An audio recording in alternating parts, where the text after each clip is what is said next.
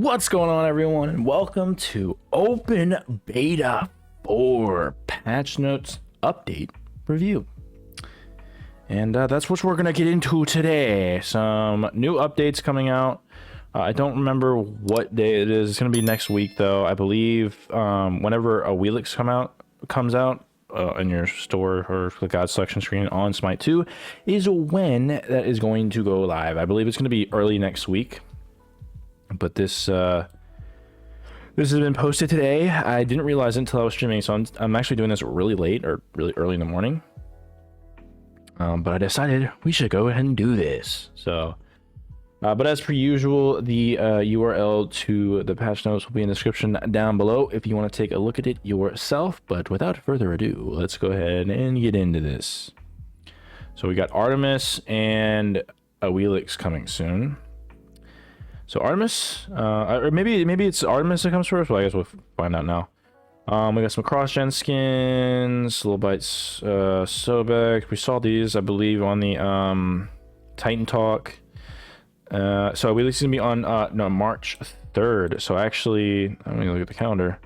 March 3rd is a Monday. So Monday of 2 weeks from now, actually. Well, I guess a little over a week, technically. So I did see I looked at the Titan Talk a little bit of Artemis and a Wheelix a little bit ago. They kind of showcased them.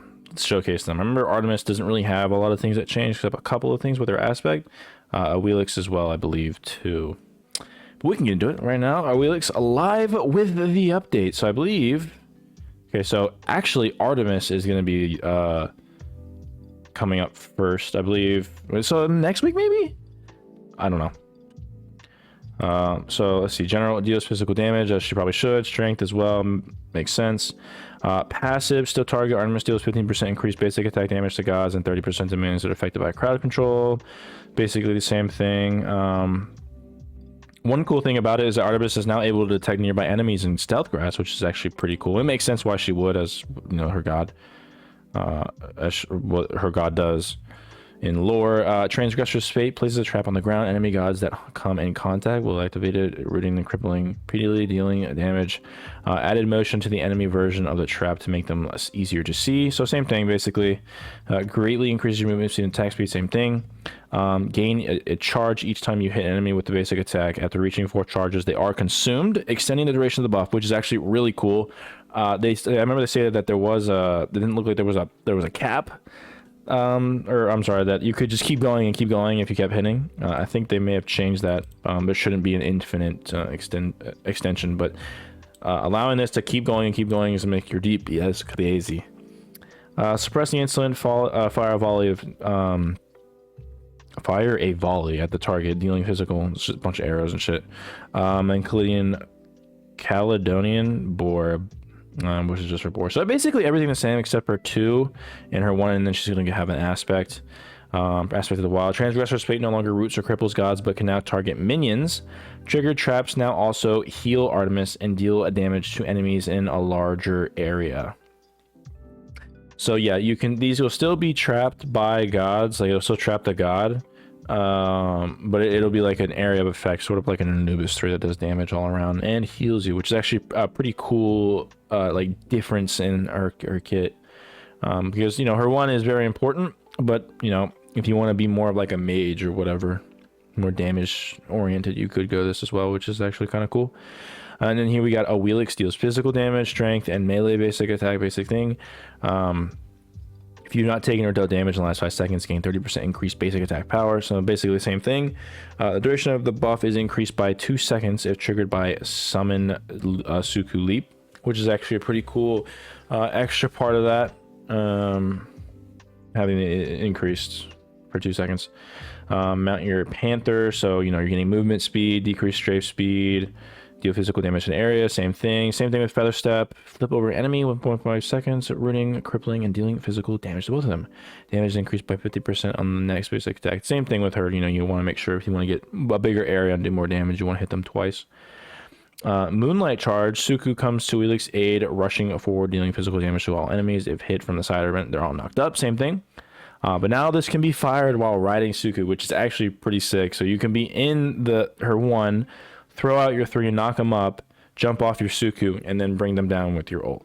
You can't bring them down while you're on your 1, but you can knock them up and throw out your 3 in her 1, which is really cool.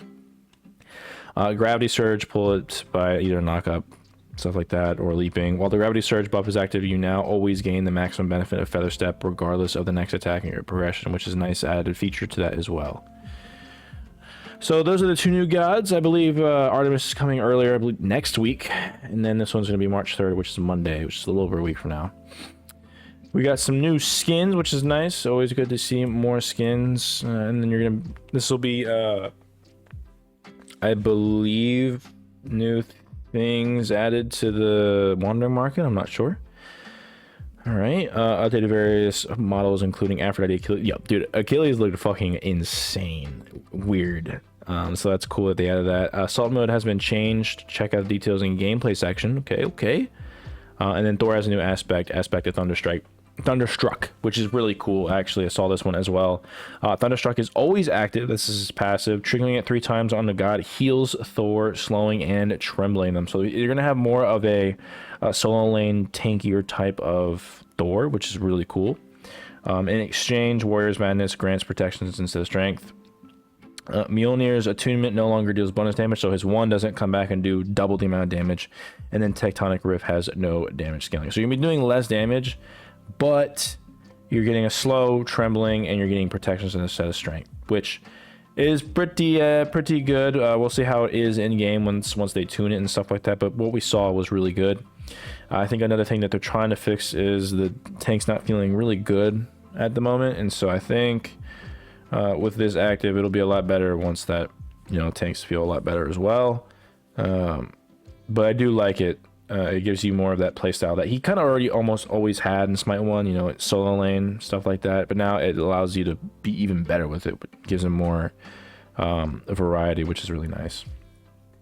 So we got some new chests and new skins, which is nice. Allows them to get some money. New features stored to showcase new skins, released with each patch in one convenient location. Okay. Pretty cool. Score quality life that allows players to read each god ability by selecting their portrait. That's nice as well. Yeah, having a more streamlined approach than because it was on like one side of your screen, which is so annoying. This is cool though, having it like that. God page multi abilities display toggling has been added. Okay, very nice.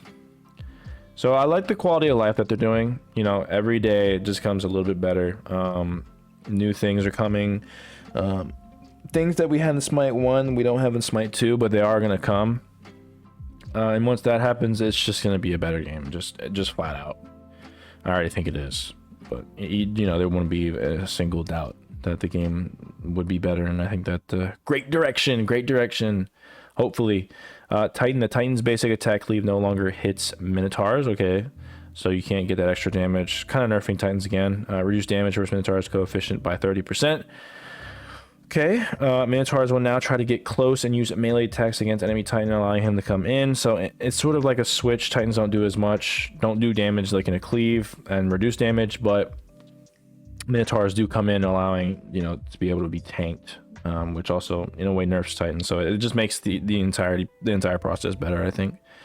Arena Primal Blue now grants MP5s 20 CDR. Good to know.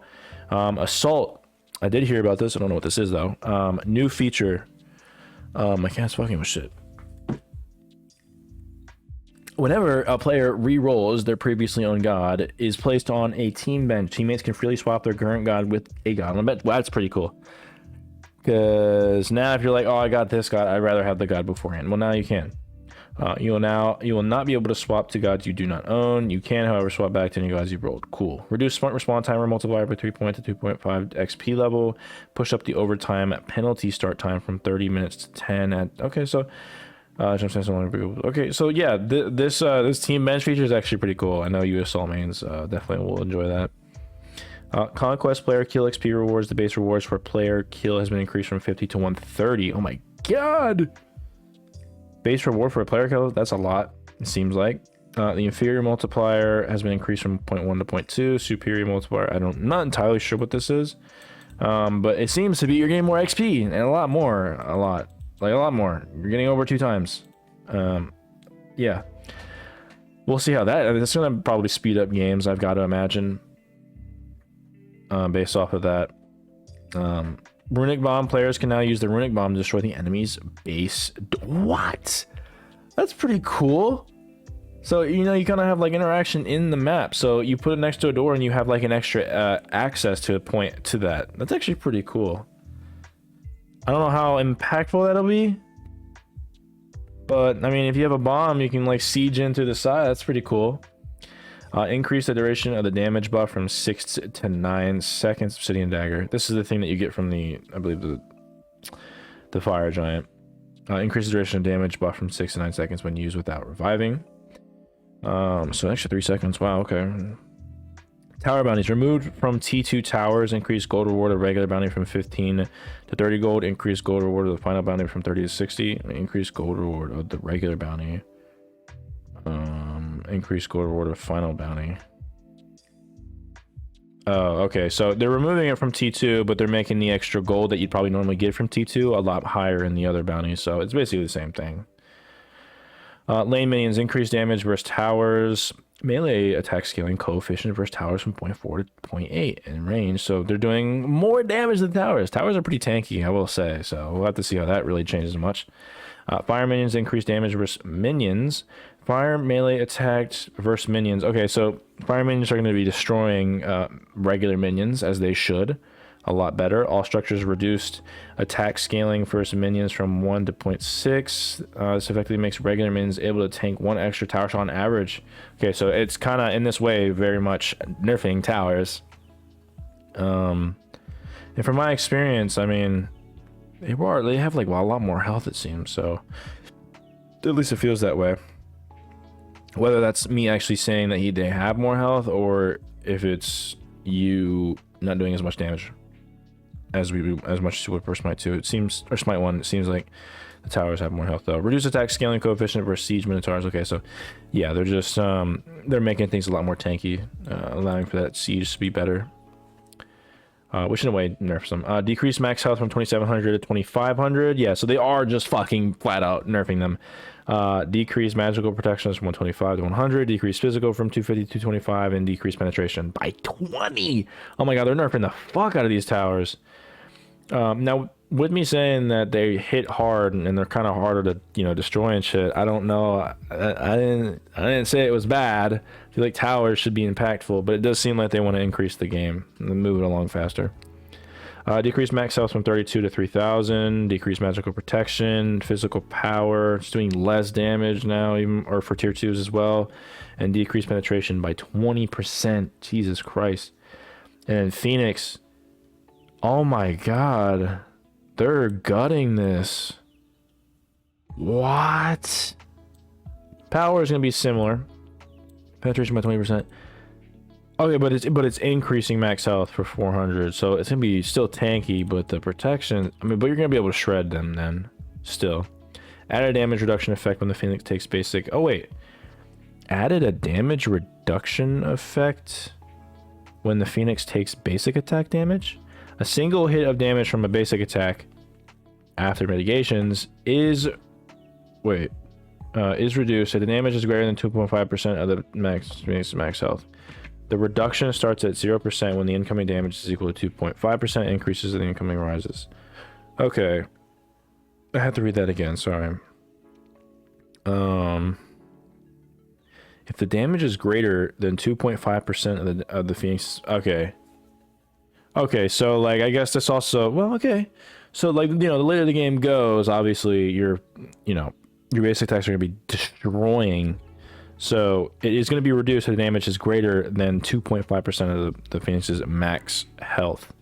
So what are we looking at here? Like, well, 1% is about 40, 20, so 60, so about 100.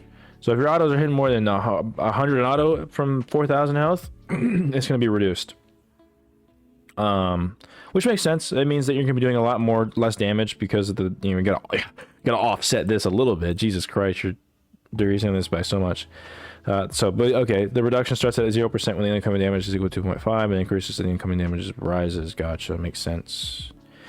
Decreased HPS, I believe that's supposed to be HP 5 from 8 to 4, making it not heal as much, obviously. Increased initial health and respawn from 20% to 50%, removed the minus 50% max health penalty and respawn. Okay, so I mean there's a lot of things here, but overall I think it's probably going to be a nerf. I've got to imagine that because you're reducing all the physical protections and shit like that, that you're almost always going to get this reduction. But does that reduction offset the fact that you're reducing this by so much? I guess we'll have to see. It is a flip type of thing, where, you know, you're reducing it and nerfing it, but you're also adding a new thing that makes it not as crazy as it seems. So we'll have to see. Gods, finally, soul nerf. My god. Aspect of conflagration, whatever. Unstable manifestation. Decreased ability damage increased from 7.5% to 6%. I still think she's gonna be really good. But she definitely needed this 100%. All right. I guess another thing about this is, like, this is only her ult, so like the amount of damage she's still getting is gonna be crazy from her 2 and her 3 that does so much damage. So that actually doesn't do much, I'm gonna be honest.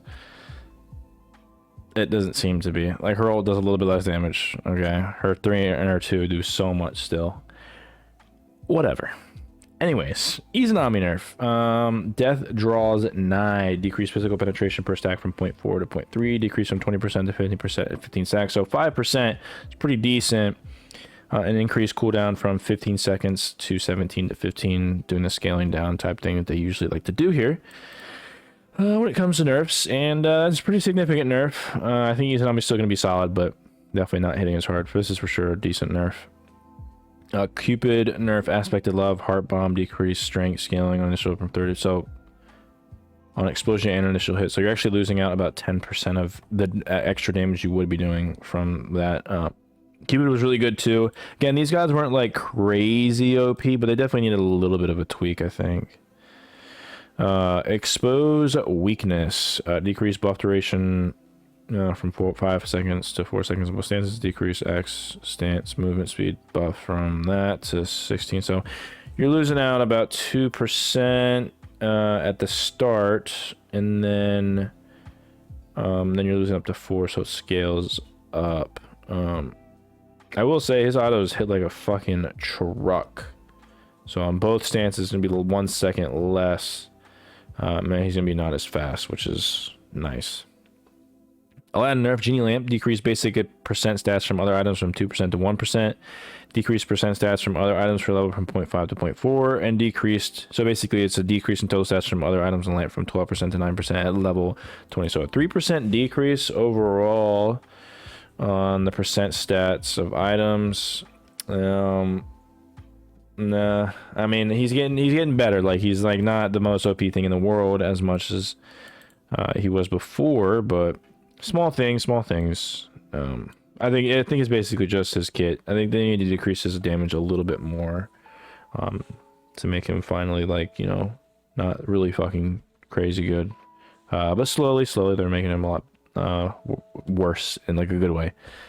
Hercules nerf, he definitely needs a nerf. He's like incredibly strong in the jungle role, and just incredibly strong in almost any game mode. So driving strike, decreased base damage from 90 to 370 to 80 to 360, so 10 damage. Okay, earthbreaker, decreased base damage from 85 to 305 to 75 to 295, so 10 damage. Don't think that changes much as anything.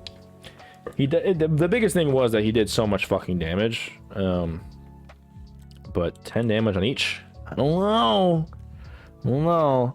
Aphrodite shift. Her kiss decreased jealousy damage increase. I don't know why they must mistake there. Decreased jealousy damage increase from 5 to 15% to 6 to 10%. Oh my god. To be fair, Aphrodite is fucking disgusting. One of the best supports currently. So the extra damage he gets on actually decreasing about 5% damage for, you know, jealousy. Decrease slow from 25% to 10 to 20%. That's nice. And lovebirds increased int scaling per tick on damage over time from 15% to 17.5%. Okay, so this shift is still a nerf, and because the biggest thing about Aphrodite was her support playability, and so that really does, I think that really does nerf her in a way, and it does look like they're trying to make her into more of a damage type role, or at least incentivize that, which I'm fine with, because her support role is fucking gross. God, my cats just like to fuck with shit, huh? So yeah, definitely a nerf overall for the support. Odin buff. My god, this god needs something, because this god sucks. I think he's like top 3 worst gods in Smite too. Lunge, increased base damage from 120 to 300 to 120 to 320. Wow, an extra 20 damage that scales up, not even at level 1. Increased pulse damage from 45 to 145 to 50 to 170. That's a decent amount. An extra 25 damage is nothing to scoff at, I guess. You don't get it initially though.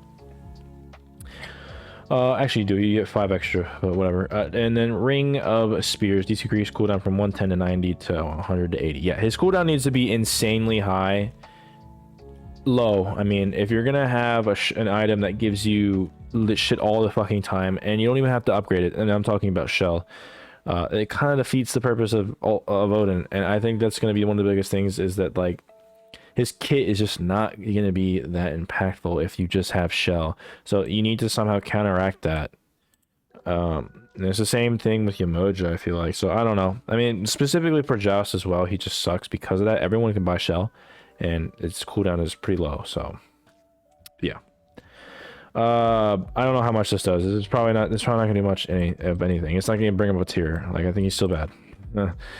Bach is buff. Chug, increased heal from 0 to 80 to 0 to 120.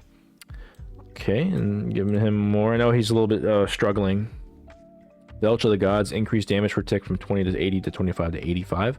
So actually a little bit. I do like that. I like that they're trying to do something with Bach, because they understand that there are a lot of the gods that aren't performing well. They're trying to do small things. At least I can say that, but that probably doesn't do too much either. Just a little bit though. Sano needs a buff. My god. Decreased cooldown from 16 to 15. Same thing with Jetstream. And then Typhoon, increased max damage of the Traveling Typhoon. Increased max damage from 210 to 450 to 220 to 480. That's actually pretty decent. An extra flat 30 extra damage, and then increased scaling from 110 to 115. That's a pretty big buff. His 3 is actually gonna... I'm sorry. Wait. Is Typhoon his 3 or his ult? I think that's his ult. Hold on. Yeah, and now that I'm thinking about it, the fucking thing does how much damage? I just realized this. It does fucking 480 base. Yeah, it's a fucking ult. I'm fucking not there. It's fucking 3:20 in the morning. I'm sorry. But yeah, no, the scaling's gonna be a lot. His ult's gonna be hitting for a lot actually. So that's nice. Having shorter cooldowns on them is always a plus. That's a pretty high cooldowns to be fair as well. Chronos buff definitely needed. The Wild Hunt increased strength scaling from 65 to 80. Oh my god. Yeah, he needed something. If you're gonna have a god that doesn't have like CC immune ult, doesn't have like a specifically good part of his kit that like shines, he's kind of mediocre in like every area. You need to have something. You need to have something, I feel like. And having more damage on that is just pretty nice. And then we're finally getting a Pele buff, which I thought she was already... I think she's fine. No? I think she's fine. I guess not. Eruption, decreased cooldown from 15 seconds to 14 seconds. Volcanic Lightning, increased slow from 20 to 40 to 30 to 40. So you're actually getting that slow a lot earlier, meaning her early games will be a lot better when you get that ult. An extra 10% slow is kind of wild, just because I think she was already good, so I don't know. She might be one of the better junglers now with that. Slows are they're pretty good. Allows you to do more damage to them, so we'll see. On to items. I knew we were getting Magi's Cloak. I didn't really understand this. This is basically the same exact item from Smite 1. I think you get 10 more magical protections. The gold is a little bit cheaper. No. I think it's I think it costs a little bit more. because you get more protections. And then a passive actually protects you from a single hard crowd control every 60 seconds. It used to be 70 seconds. When this triggers, it gains 1.5 seconds of crowd control. It used to be 1 second, so it is a little bit more, but you're getting all this. I just don't... So I think I have two mindsets here. There's a lot of CC in this game, so I think Magi's Cloak is definitely good. But, you know, we also have an item called Talisman of Purification. Now, of course, Talisman of Purification is not going to be good in every situation when comparing to Magi's Cloak. Obviously, Magi's Cloak would be better in certain areas than Talisman, and vice versa. But, I don't know. I don't know how I'm kind of conflicted on how I feel about bringing this item back. Kind of like it, but at the same time, I'm like, we already kind of have this item. So, I don't know. I'm conflicted on it a little bit, personally. But that's back. I think it's going to be, overall, I think it's going to be a solid item. It's going to be a solid item that you pick up pretty much the same way you would in Smite 1, I think. You know, may have to tweak some of the protections and shit like that because it might be a little bit bloated, but yeah, because every 60 seconds is pretty good. Nimble Ring, 2750, 45 intelligence, 20% attack speed, 15% lifesteal, and then every 30 intelligence you gain 2 basic attack damage and 2% attack speed. So this is actually the glyph for Rod. Or no, it must not. It used to be Rod, now Nimble Bancroft's Talon. So it is just this, but it's gonna be a separate item. So this will be good on gods like a intelligence-based ADCs, since mage ADCs don't exist because mages don't exist. So like a Soul, a Zeus. When we get more mage ADCs, this is actually going to be really good. My Xbox is on. I don't know why it's on. So this would actually be a pretty solid item. It's pretty expensive, but again, the passive is what you're really getting it for, and it is a pretty solid item. We're getting Bancroft's Talon and Typhon's Fang back, so you're getting 40 intelligence, max mana regen, 15% lifesteal, and then you gain additional intelligence lifesteal scaled from missing health. This caps to 60 intelligence and 10% lifesteal at 40%, basically the same thing. And then Typhon's Fang, exactly the same thing as well. 50 intelligence, 20% lifesteal. Healing obtained from lifesteal is increased by 10%. Your intelligence is increased by 1.75% the amount of lifesteal you have. And I remember this used to be like 2, it used to be like 1.5, and I think they had like a healthy medium between. From Smite 1 over to Smite 2 is 1.75. So expect your gods like Anubis and Hades to be a lot better, and to be building these items, I think, a lot more as well. I think overall though, the original build of just like burst, like, you know, Book of Thoth or like Soul Gem with a Totem of Death is still going to be super fucking good. So we'll have to see how much this changes, but I'm assuming with these items they're going to make them a lot fucking better. So those are some cool items coming back. Super excited about that. And then Soul Reaver nerf, decreased base percent health damage protect from 1% to 0.5%. This makes sense. Soul Reaver was bloated ever since they changed that, and they have to nerf it again. Life Binder nerf. This item just does not want to be bad. This item is so good still. Increase cooldown from 15 seconds to 20 seconds. Remove the kill/assist clause. So that's better. Increasing cooldown is going to be a lot more beneficial to nerfing it.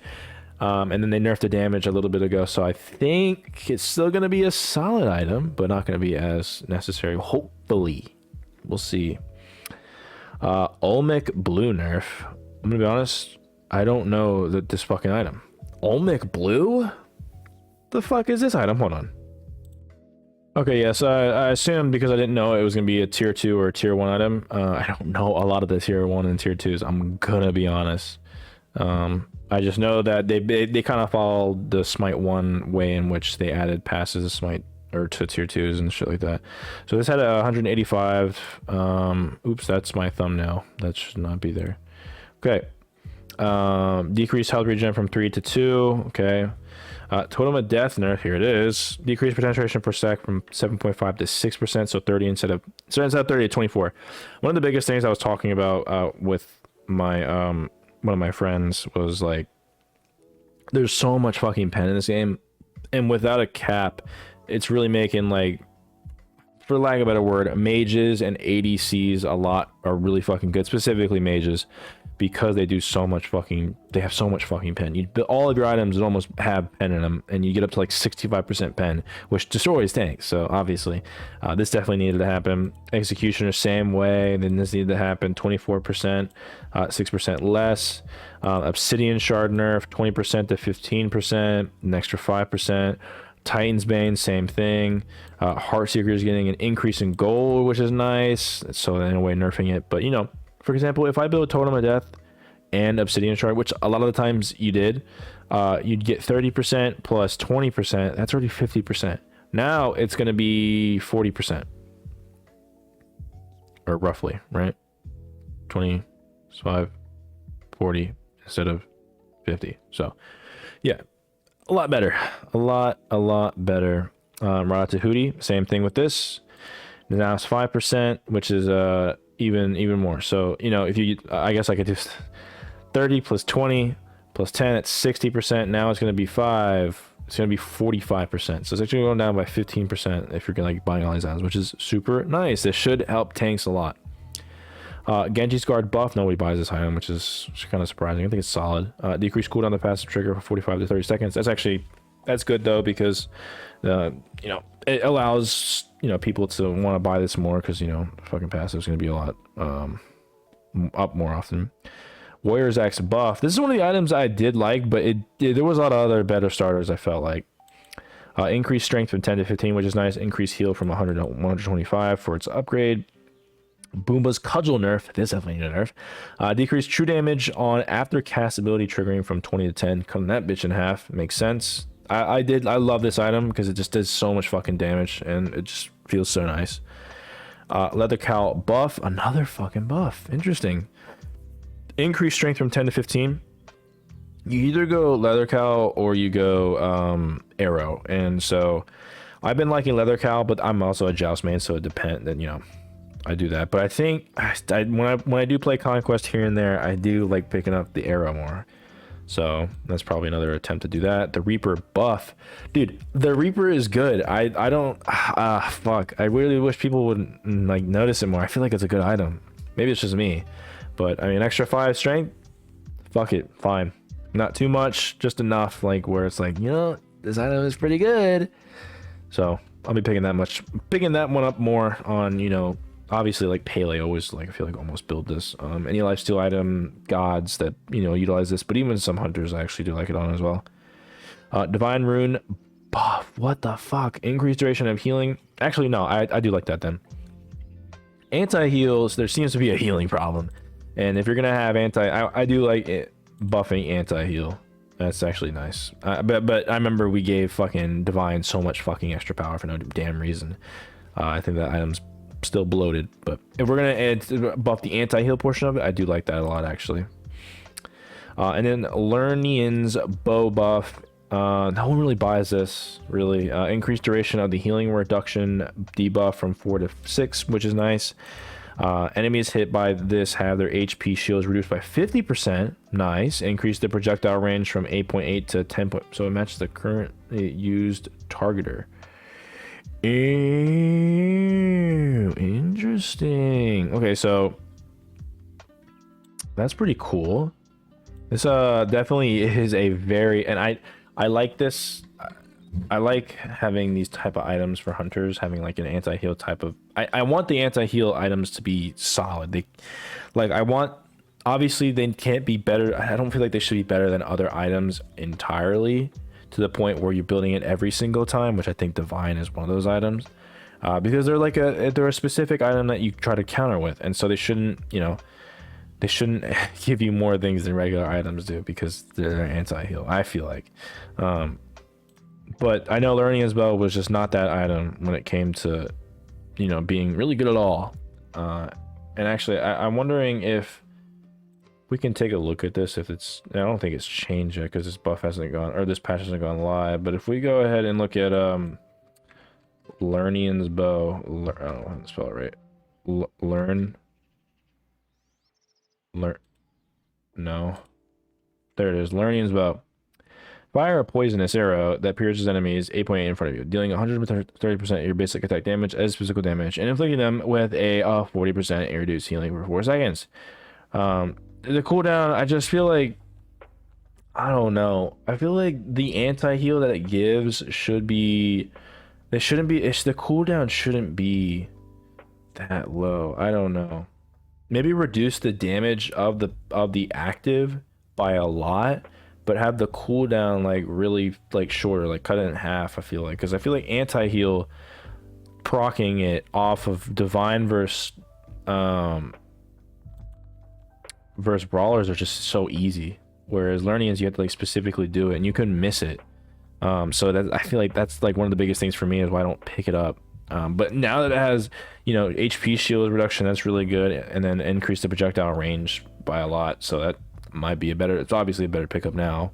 We'll just have to see. I'll have to test that out more too, see if my bias is actually justified, because a couple times I have built it, I'm just like, meh. I'd rather just get another item that does more damage to kind of counteract the anti-heal, so I don't know. But finally, Pharaoh's Curse buff. Enemies hit by this have their HP shields reduced by 50%. So they're just adding that onto the Pharaoh's Curse, which is actually a really solid item, if you guys do not know. It's actually anti-hunter too, as well, as it reduces their attack speed and movement speed. Now shields as well, which is interesting. Some bug fixes. Nothing else really, and that's it. So pretty solid. If we go through this, I do like the anti-heals a lot better. Pen, thank God Pen is like gone, not gone. Pen is still very fucking good. It just should not be this bloated, and I'm glad they're getting rid of a lot of that. Lifebinder maybe finally is going to be just a solid item. It's really good. Soul Reaver was good.